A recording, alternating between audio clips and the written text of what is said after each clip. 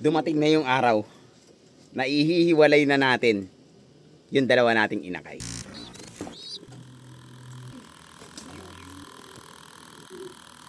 Binigay ni Tams. Magiging full wattle na yan kapag umabot na to ng 6 na buwan.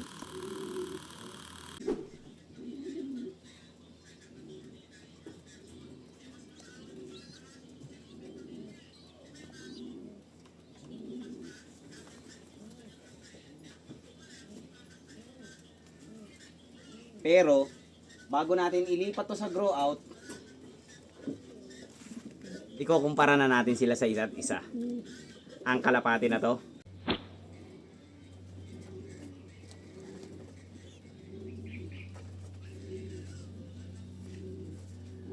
At ang inakay na to. So, ilalagay natin yung dalawa dito. Ito yung pure black. Tapos ito naman yung T-check. Ayan, nakaka-excite sila tignan. Yan, ang lalaki na nila.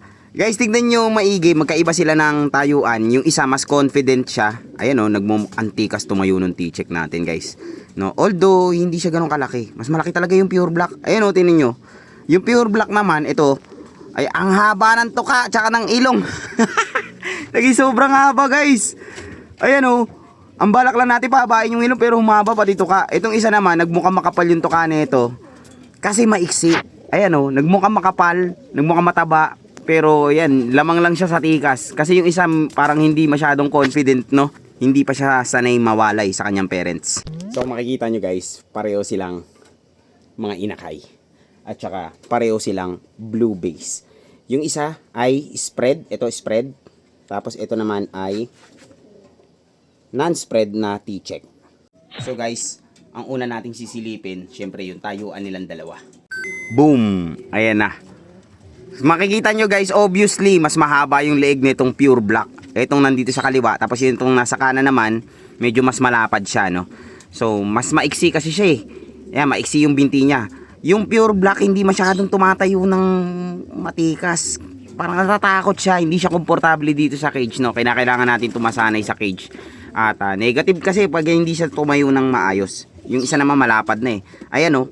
Hindi siya masyadong malapad. Kung titignan natin yung bulto ng katawan, ayan, makikita nyo yung balikat, mas malapad itong T-check.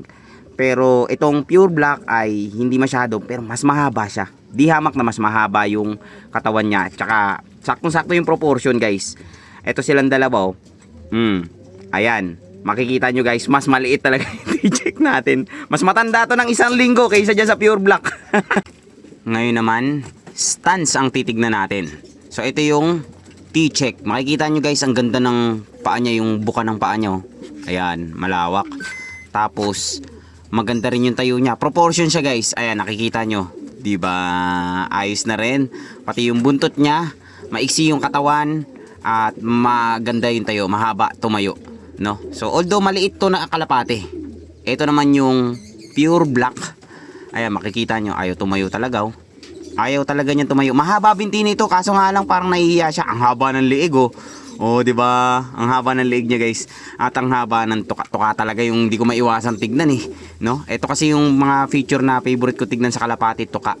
Pero kung usapang katawan, mahaba yung katawan ng inakay na to. So actually hindi niya kaparehas ng build yung tatay niya. No, mahaba yung tuka niya, mahaba. Ay, parehas pala sila mahaba ng liig, no? Yung binti, matangkad din kasi yung tatay nito. Overall, maganda yung pagkakatimpla natin dito sa pure black na to. Hala, nagpagpag. Kinompare natin yung tayo nilang parehas. Parehas naman okay, no? Parehas naman positive. Pero mas malaki lang yung pure black kaysa doon sa T-check. So ngayon guys, ang sisipatin naman natin yung ulo, head structure. So lilinawin ko lang guys ha. Early stage ito ng pagsipat, no? So marami pang maaaring magbago dahil ang inakay mabilis mag-develop. Siguro maaaring may mga negative tayo na mapansin or merong mga magagandang features na nakikita natin na maaaring yung mga pangit ma-enhance or yung mga magagandang feature ma-dilute or pumangit, no? Kapag ka umiidad sila. So malalaman natin yan over time kapag ka nagmamature yung kalapati natin. So guys, uunahin natin yung ulo nitong T-check, no? So kung makikita nyo, ang ulo niya, maganda naman yung ano niya, no, yung structure, balanse. Magkasing kapal yung tuka, magkasing haba, at saka yung ilong niya full wattle na. Kung titignan nyo, ayan o. Full wattle siya. Medyo lubog pero hindi natin makikita yung parang guhit. Pag pumuti yan, mamumuti pa kasi yan eh. Pag pumuti yan, magiging full wattle na yan. So kitang-kita naman natin, medyo okay. Sa ganitong stage guys, hindi natin nakikita yung kulay ng mata ng inakay. Dahil bata pa sila. Lahat ng inakay guys, hindi pa kumukulay yung mata niyan. Kapag meron pa sila, nakikita nyo yung mga dilaw-dilaw. Yan, hanggat meron pa niyan, hindi pa yan kukulay. So mawawala pa yan. Tapos saka pala natin makikita kung ano talaga yung kulay ng mata ng kalapati na to. So far guys, maganda yung kanyang head structure as per sa drawing. Yeah. Ito guys, ang magandang ulo, no? So makikita nyo guys, ang tawag dyan, pag masyado mahaba yung tuka, long reach, no? Long reach yung ginagamit natin na term. So, ang inakay na to, kung makikita nyo, mas mahaba yung ilong niya, no? Kaysa dun sa isang inakay. At saka, full wattle na rin siya. Tapos pusong-puso. Medyo namumuti-muti na rin. Ang ganda nito guys, kapag ka namuti yung ilong nito. So, medyo nakaka-excite yung kapag umabot na ito ng 6 na buwan hanggang 8. No? So, sa ngayon, nakikita natin, pasok pa rin siya sa drawing. At medyo maganda yung feature niya. No? Strong feature ng head structure ang meron sa inakay na to. So, kung titingnan nyo, kukumpara natin side by side yung dalawa, parang mas malakas yung ulo nung T-check kaysa dito sa pure black. Pero kumpara sa akin, sa judgment ko, mas strong yung head structure netong pure black na to kumpara sa T-check. Ilalagay na natin sila sa grow out. So, ayan. Ilalagay na natin dito yung mga kalapate, no? So, itong T-check muna. Diyan ka na. Yan na yung bago niyong grow out.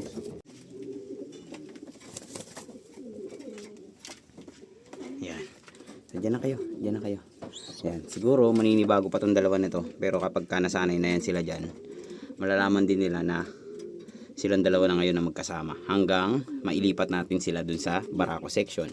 So, actually, hindi ko confirm kung ano yung mga gender nito. Pero yun, parang barako na yun. Itong hindi ko malaman kung barako ito o inahin.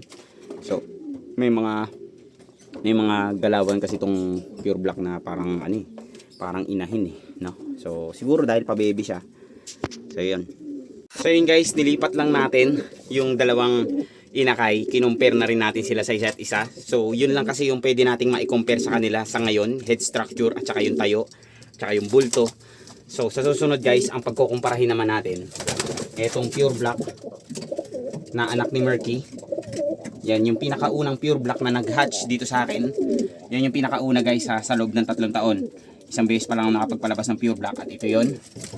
I-compare natin siya dun sa pure black na lumabas dun sa binigay ni Tams na kalapati sa atin. I-compare natin sila side by side. Dahil titignan natin kung pwede natin silang i-infuse. Yeah. Hanggang sa susunod na video ulit. Kita kits.